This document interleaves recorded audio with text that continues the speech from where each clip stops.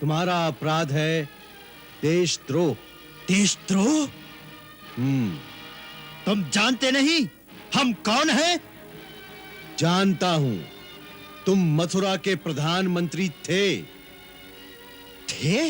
हां, परंतु तुम ये नहीं जानते कि अब मथुरा के प्रधानमंत्री हम हैं। प्रधानमंत्री? हाँ। ले जाओ इसे।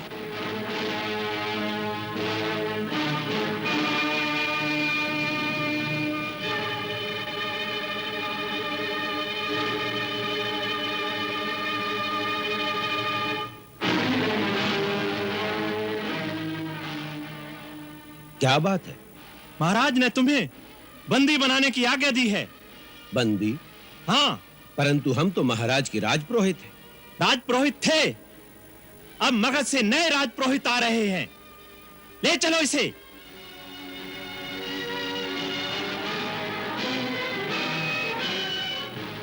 सोचिए महाराज, शहर में चारों ओर सेना फैल गई है।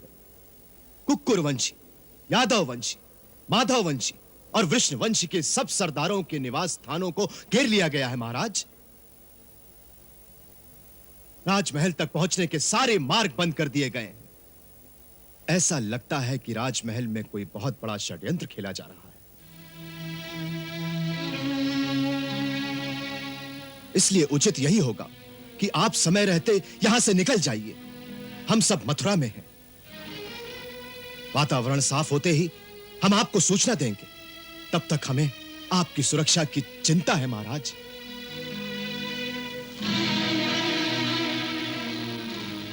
हमारी सुरक्षा की चिंता करने वाले तो सामने खड़े हैं। महाराज, सैनिकों की एक टुकड़ी हमारे महल को चारों ओर से घेर रही है। अब सोचिए महाराज। सोच लिया।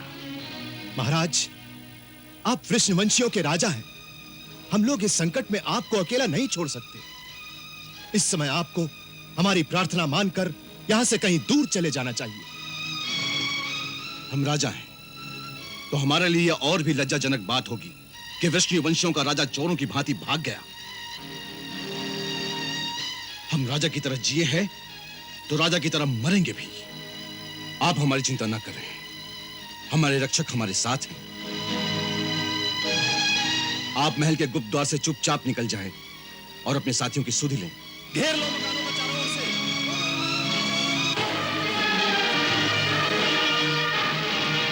महाराज, अक्रूर जी, आप समय व्यर्थ मत गंवाएं। आइए, मैं आपको गुप्त मार्ग दिखाता हूं। आइए।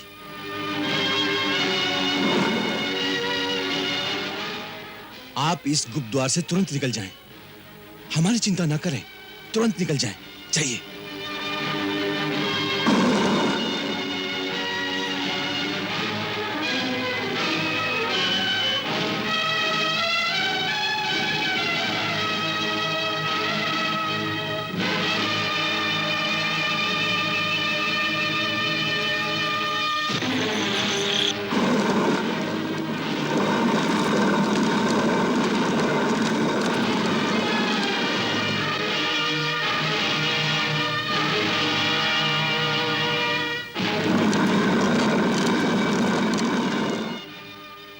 प्रधानमंत्री पकड़े गए, राजपुरोहित जी को बंदी बना लिया गया है और हमारे गुप्तचर के अनुसार महाराज उग्रसेन अभी भी राजमहल में ही है। कंस ने उन्हें बंदी बनाकर किसी गुप्त स्थान पर रख दिया है। वो गुप्त स्थान कहां है, इसका पता नहीं चला। तो इसीलिए कंस ने सारे नगर में नाकाबंदी कर रखी है, जिससे ना लोग आपस में मिल सके, ना ये सूचना नगर में फैले। कंस की ये चाल बड़ी सीधी पड़ गई है। एक बार अवसर हाथ से निकल जाए तो मनुष्य कितना पीछे पड़ जाता है। याद है तुम्हें, जब हमने महाराज शूरसेन से कहा था कि हम सारे यदुवंशी सरदार अपने अपने इलाके से अपनी सेनाएं लाकर मथुरा में इकट्ठी कर लेते हैं, परंतु उस समय वो माने नहीं। आज हम मगध की सेना के कारण कैसे निहत्थे और विवश हो गए, और महाराज शूरसेन अपने ही महल में नजरबंद है। परंतु मगध के सैनिक हैं कितने? वो तो बस एक मुट्ठी भर है। नहीं, बहुत हैं। तुमने देखा नहीं आज नगर में चारों ओर मगध की सेना फैली हुई है। अवश्य वो कहीं आसपास के वनों में छुपे रहे होंगे और रातों रात आकर मथुरा पर छा गए हैं। उस पर उनका सेनापति स्वयं कंस है। उसकी आज्ञा के बिना वो छावनी से बाहर भी नहीं निकल सकते। यूं भी उन्हें तो अभी तक ये भी नहीं पता चला होगा कि महाराज बंदी बना लिए गए हैं। शहर में भी किसी को नहीं पता। मुझे एक सैनिक ने कहा कि वो हमारी सुरक्षा के लिए हमारे निवास स्थानों पर पहरा दे रहे हैं। मैं तभी उनकी ये चाल समझ गया कि वो खुल्लम खुल्ला भी हमें नहीं पकड़ना चाहते और हमें स्वतंत्र भी नहीं रहने देना चाहते। कंस तो ये चाल सफलता से चल गया, परंतु अब हमें कौन सी चाल चलनी है, इसके बारे में सोचा जाए। अब सोचने को क्या रह गया है? नीति ये कहती है कि जब शत्रु का पल्लड़ा भारी हो तो उससे कहीं दूर चले जाना चाहिए। इसलिए मेरा तो ये परामर्श है कि ये समय कंस का विरोध करने के लिए उपयुक्त नहीं है। इससे पहले कि वो यादव सरदारों को एक एक करके बंदी बना ले, हम सबको यहां से निकलकर इधर उधर चले जाना चाहिए। नहीं, हम सबको नहीं, कुछ लोगों को, हाँ कुछ लोगों को अवश्य यादव स्त्रियों और बच्चों को लेकर आसपास के दूसरे सुरक्षित राज्यों में चले जाना चाहिए। यदि हम सारे यदुवंशी यहां से चले गए तो कंस यादवों की सारी संपत्ति को आग लगा देगा, लूट लेगा। एक बड़े महत्व की बात और है कि कंस ने महाराज उग्रसेन की हत्या नहीं की, केवल बंदी बनाया। इससे एक बात सिद्ध होती है कि मगध के सैनिक होते हुए भी उसे इस बात का थोड़ा सा भय अवश्य है कि यदि हम सारे यदुवंशी सरदार इकट्ठे हो गए तो हम प्रजा को भड़का भी सकते हैं, फिर विप्लव हो जाएगा। इसी भय का लाभ उठाकर हमें यहीं रहना चाहिए। मेरे विचार में जब तक हम यहां हैं, वो सामूहिक विद्रोह के भय से महाराज उग्रसेन को जीवित रहने देगा। इससे गणतंत्र का एक भ्रम भी बना रहेगा। तो क्या आपका विचार ये है कि कंस महाराज उग्रसेन के नाम से राज्य चलाएगा? मेरा ऐसा ही विचार है। परंतु जब प्रजा और हम महाराज के दर्शनों की मांग करेंगे तब वो क्या करेगा? यही तो देखना है। हो सकता है कि वो बीमारी का कारण बता दे। इसका अर्थ है कि हमें महाराज के नाम पर दी गई उसकी हर आज्ञा माननी होगी। अवश्य उसकी चाल के उत्तर में हमारी यही चाल होनी चाहिए, जिससे या तो वो ये समझेगा कि हम उसकी शक्ति से डर गए हैं या हम महामूर्ख हैं। दोनों अवस्था में वो आश्वस्त होकर शांत हो जाएगा। अन्यथा इस समय उसके पास इतनी शक्ति है कि वो सारे मथुरावासियों की एक साथ हत्या कर सकता है। हमें इस समय सर झुकाकर दबे रहना चाहिए। इस समय यही नीति है। हां, एक बात तुरंत करनी चाहिए। जितनी जल्दी हो सके स्त्री और बच्चों को नगर से बाहर अपने अपने प्रांतों में भेज दो, क्योंकि मगध के सैनिकों का कोई भरोसा नहीं। मैं और मित्रसेन आज ही कुमार वसुदेव की दूसरी पत्नी रोहिणी को रातों रात यहां से निकालकर गोकुल में नंद राय के पास छोड़ आएंगे। कुमार वसुदेव और नंद राय जी एक ही दादा की संतान हैं, इसलिए देवी रोहिणी वहां सुरक्षा से और सुख से भी रहेंगी। मुझे दो ऐसे वीर चाहिए जो दूर दूर से हमारे रथ की सुरक्षा का ध्यान रखें। आप ठीक कहते हैं, इस समय यही नीति होनी चाहिए। परंतु देवी रोहिणी और दूसरी स्त्रियों को नगर के बाहर निकालेंगे कैसे?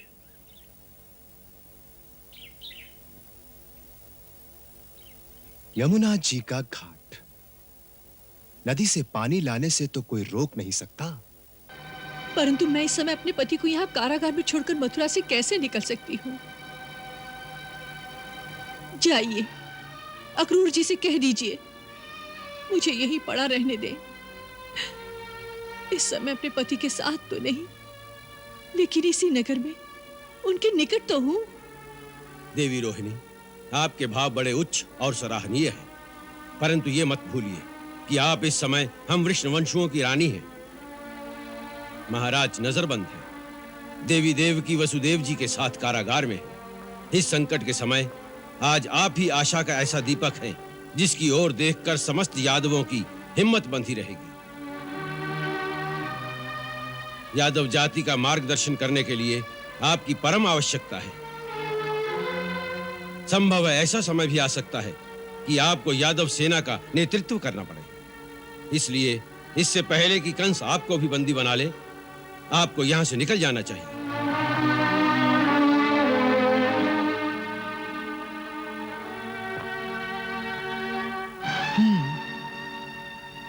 कब चलना होगा? आज रात को। कैसे? उसकी योजना बन चुकी है। हम दासियों के रूप में यमुना घाट पर जल भरने जाएंगे।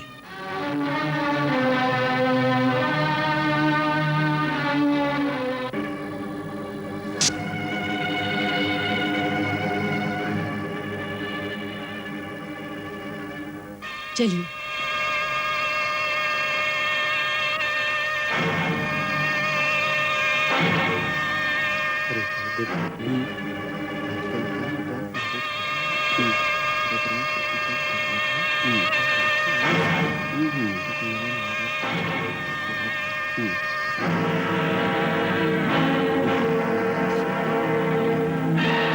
तो ये आगे जाके देखते हैं।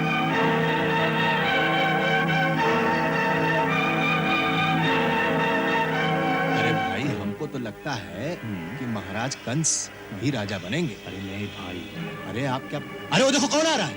ठहरो ठहरो, कहां जा रहे हो? इतनी रात गए कहां जा रहे हो? जल भरने। जल भरने? हाँ, जल भरने। जल नहीं भरेंगे तो भोजन कैसे पकेगा? जाओ जाओ। चल रही।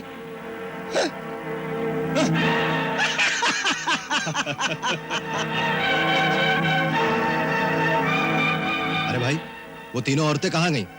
जल भरने। जल भरने? इतनी रात को जल भरने?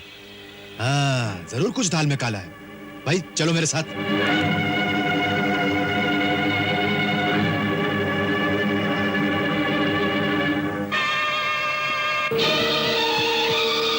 वहां जाके देखते।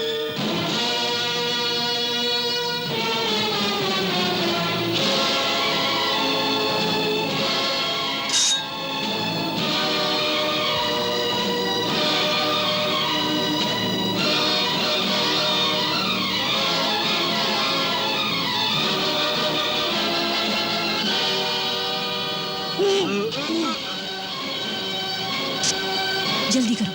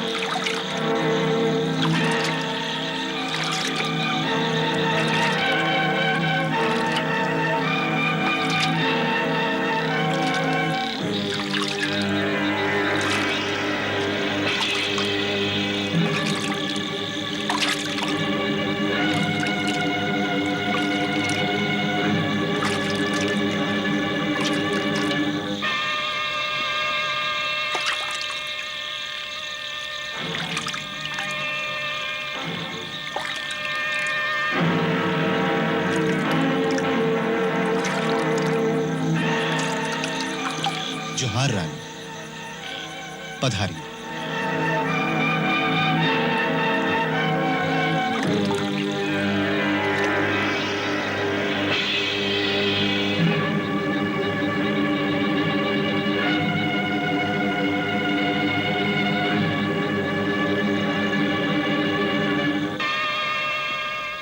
आप लोग नाव लेकर नदी में साथ साथ गोकुल तक आओ।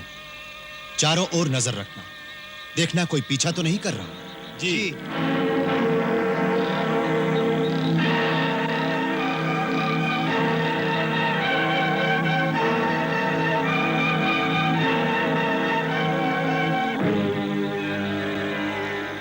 रानी जी आज्ञा हो तो चलूं?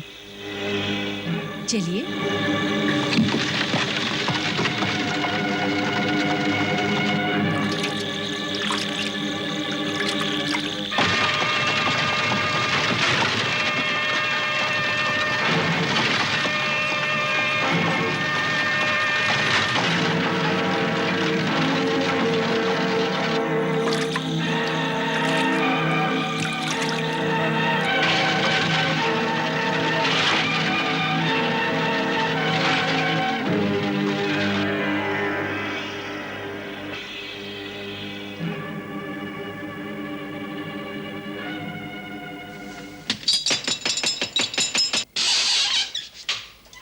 आवत हैं, आवत हैं भाई।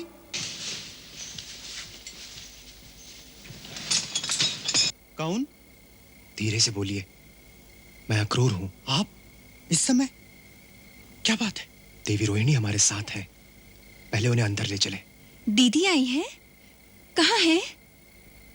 वो खड़ी हैं, आइए। पालागन भाभी। दीदी, आपका स्वागत है।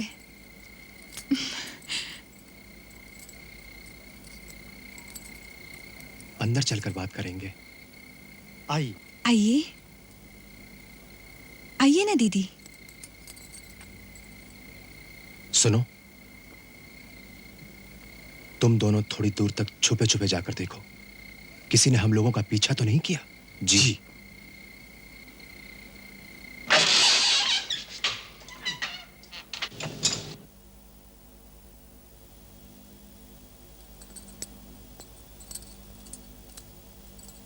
आइए दीदी, अंदर आइए।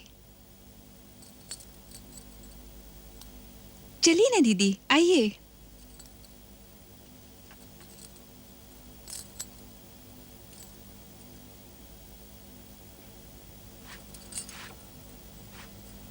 विराजिए ना दीदी, आइए।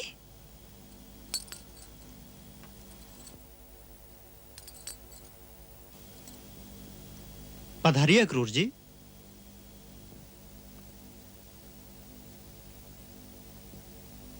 विराजिए। आप भी विराजिए।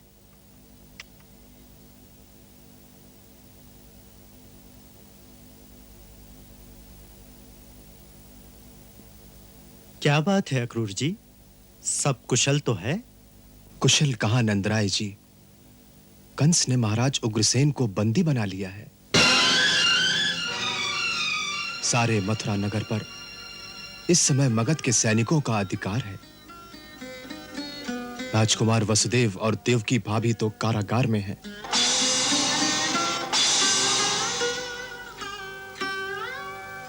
ऐसे वातावरण में इनका नगर में रहना उचित न जानकर इन्हें मैं सुरक्षा के लिए आपके पास ले आया हूं। बहुत अच्छा किया आपने।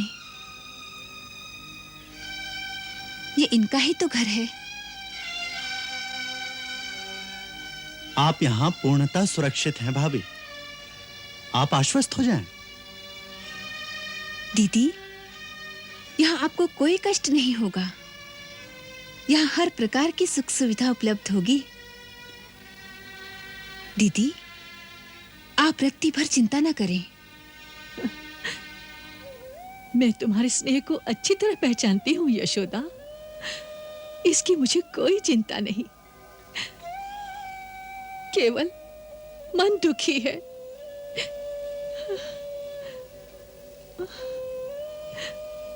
इस समय जब देव की बहन और ये दोनों कारागार के दुख भोग रहे हैं, तो मैं यहाँ रहकर सुख सुविधा का भोग करूंगी। यही मन को अच्छा नहीं लग रहा। अच्छा होता अगर कंस मुझे भी कारागार में डाल देता, तो मैं वहां रहकर अपने पति की कुछ सेवा तो करती। इस समय यही मेरा सबसे बड़ा धर्म था। मैं आपकी भावना का सम्मान करता हूं भाभी, परंतु आपको यह नहीं भूलना चाहिए कि आप शूर वंश के राजकुल की बहू हैं और सारे राजकुल में इस समय केवल आप स्वतंत्र हैं, जो आवश्यकता पड़ने पर सारे यदुवंशी सरदारों की शक्ति अपने झंडे तले एकत्रित कर सकती है। इस अवसर पर अपने निजी धर्म के स्थान पर आपको अपने राजनैतिक धर्म का पालन करना चाहिए।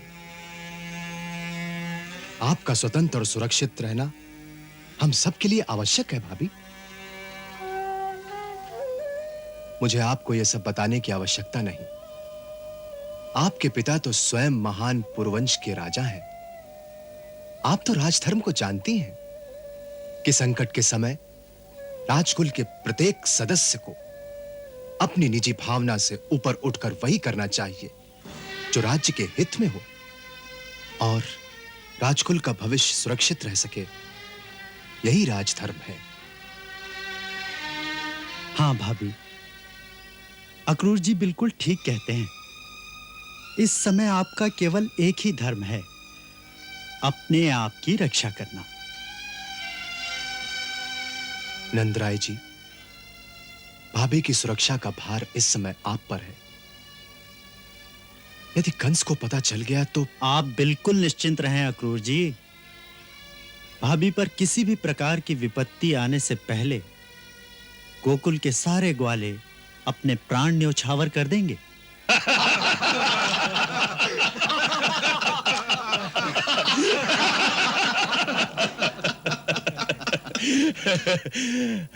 देखा देखा, किसी ने चू तक नहीं की।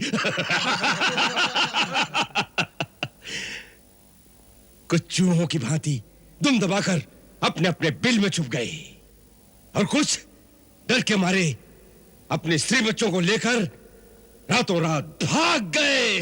इतनी बड़ी सफलता पर तुम्हें हार्दिक बधाई है मित्र। महाराज जरासंध को इसकी सूचना भिजवाई कि नहीं? हाँ, मैंने उसी रात एक घुड़सवार को यह समाचार देकर भेज दिया था कि सारी योजना सफल हो गई है। वो भी ये समाचार पाकर गदगद हो जाएंगे।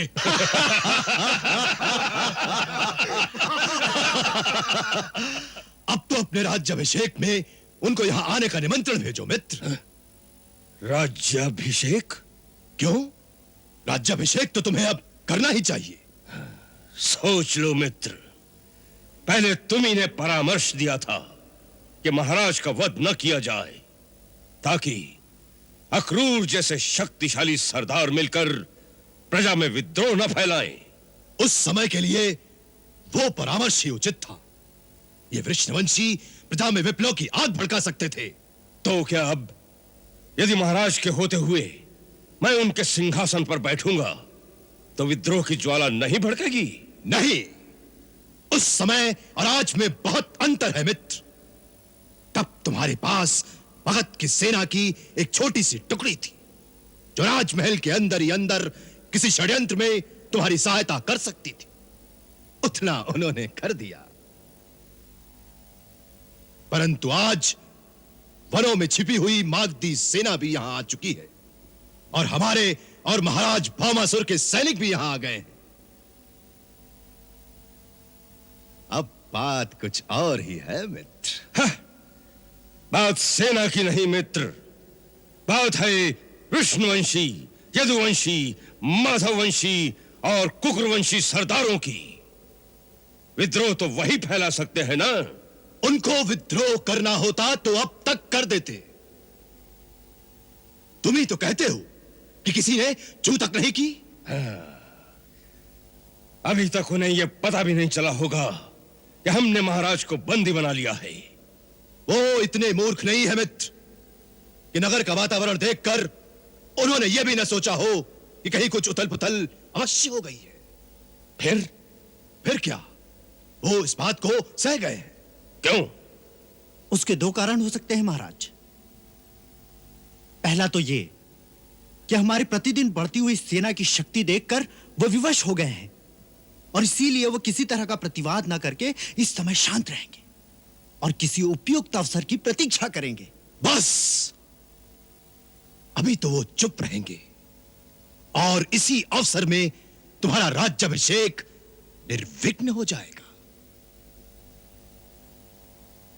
और दूसरा कारण? महाराज, राजनीति कहती है कि जब अपने प्रतिद्वंदी को अपने से अधिक शक्तिशाली पाओ तो तुरंत उसके सामने घुटने टेक दो, उससे समझौता कर लो, उसकी चापलूसी करके उससे मित्रता कर लो। राजनीति में उसी व्यक्ति को बुद्धिमान कहा जाता है। हो सकता है वो बुद्धिमान हो गए हो। मित्र, शक्ति की दास्ता बड़े बड़े स्वीकार कर लेते हैं। इन दोनों ही अवस्थाओं में तुम्हें इस अवसर को खोना नहीं चाहिए। राज्याभिषेक के समय उन्हें यह स्पष्ट करना ही पड़ेगा कि वो तुम्हें अपना राजा मानते हैं कि नहीं। बड़े दरबार में उन्हें तुम्हारे सामने मस्तक झुकाना ही पड़ेगा और फिर उन्हीं की देखा देखी जो भाग गए हैं वो भी वापस आ जाएंगे। बस तुम्हारा साम्राज्य सुदृढ़ हो जाएगा। हाँ, सोचो मत, राज्याभिषेक की घोषणा कर दो, राज्याभिषेक का डंका बजा दो।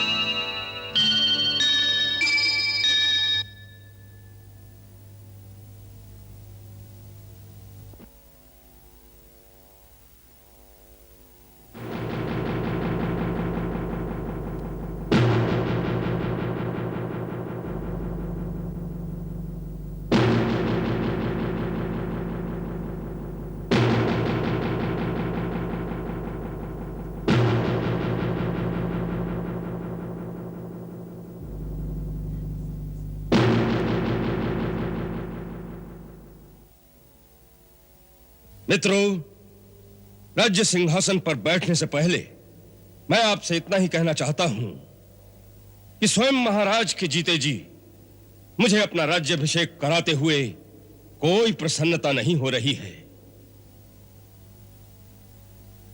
किंतु मैं विवश हूं। पिताश्री की आज्ञा का पालन करना मेरा धर्म है। यह निर्णय महाराज ने स्वयं लिया है? हाँ। क्यों? हमारे महान कुल की एक महान परंपरा रही है कि वृद्धावस्था प्राप्त होने पर हमारे राजा स्वयं संन्यास लेकर प्रभु भक्ति में लीन हो जाते हैं। और राज्य का भार अपने पुत्रों को सौंप देते हैं। महाराज ने भी अपने पूर्वजों की उसी मर्यादा का पालन करते हुए संन्यास धारण कर लिया है। उन्होंने हमारे पूज्य राजपुरोहित के साथ सन्यासी बनकर वनों में जाने का निश्चय कर लिया था, परंतु ऐसे स्नेही पिता का विरह मुझसे सहन नहीं हो सकता था। इसलिए हम सब ने मिलकर बहुत दिनों उनकी बहुत मिन्नत की। तब कहीं जाकर उन्होंने केवल इतना ही स्वीकार किया कि यदि मैं उनका सिंहासन स्वीकार कर लूं तो वो सन्यास ग्रहण करके राजमहल के उद्यान के एक कोने में एक कुटिया बनाकर सन्यासी की भांति रहेंगे, इस शर्त पर कि हम उनसे माया, ममता और संसारी मोह वाली कोई बात नहीं करेंगे। उनका दर्शन भी बहुत दूर से करेंगे, जिससे उनका ध्यान विचलित ना हो।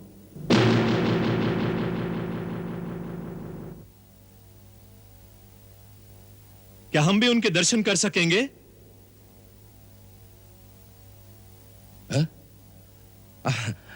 अवश्य अवश्य। हम जानते थे कि प्रजा उनके दर्शनों के लिए लालायत होगी, इसीलिए हमने राजमहल के बड़े फाटक के बाहर उसकी व्यवस्था कर दी है। दर्शनार्थी फाटक के बाहर से ही उनकी कुटिया को प्रणाम कर सकते हैं। यदि उनकी इच्छा होगी तो कुटिया के अंदर से ही वो सबको आशीर्वाद भी देंगे।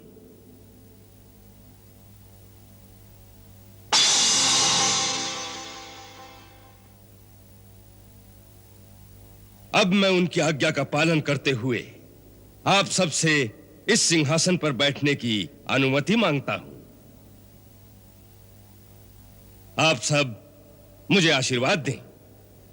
महाराज कंस की जय! महाराज कंस की जय! महाराज कंस की जय! महाराज कंस की जय! महाराज कंस की जय! महाराज कंस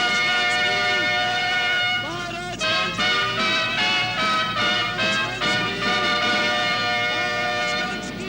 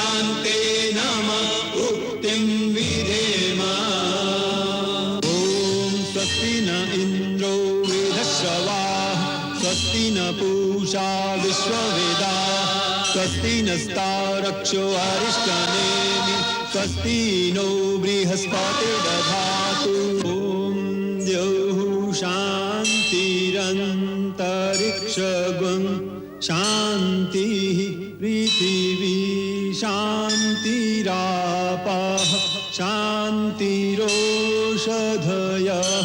शान्तिः वनस्पतयः। महाराज कंस की जय! महाराज कंस की जय! महाराज कंस की जय! महाराज कंस की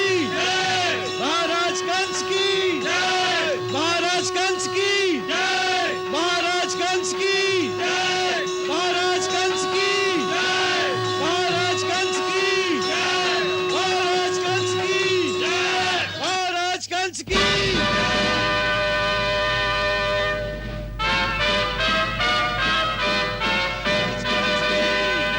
महाराज कंस की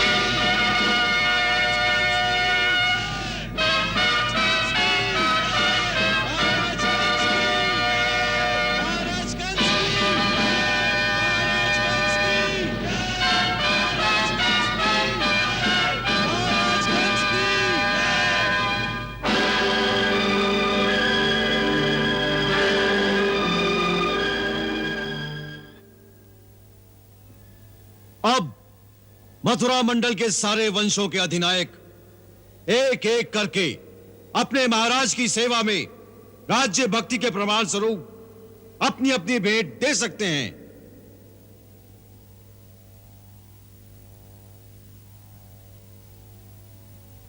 हमारा राज्य मथुरा मंडल के अधीन नहीं है, फिर भी एक पड़ोसी राजा होने के नाते सबसे पहले हम अपनी प्रजा की ओर से हमारी मित्रता की प्रतीक ये गजमोती माला मथुरा नरेश को भेंट करते हैं।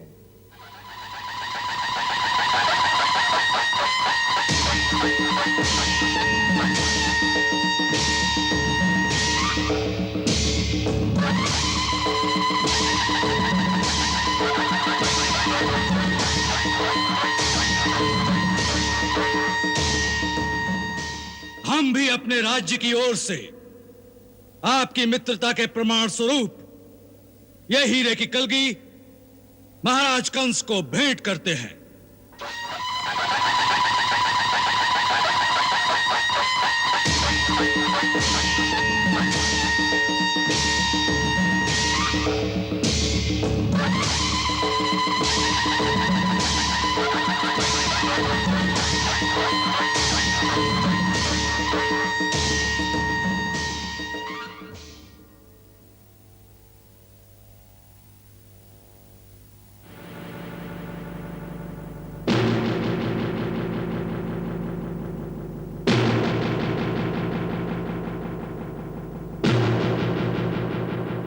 हम मथुरा के राज सिंहासन को सर्वदा सुरक्षित रखने के लिए शपथ लेते हैं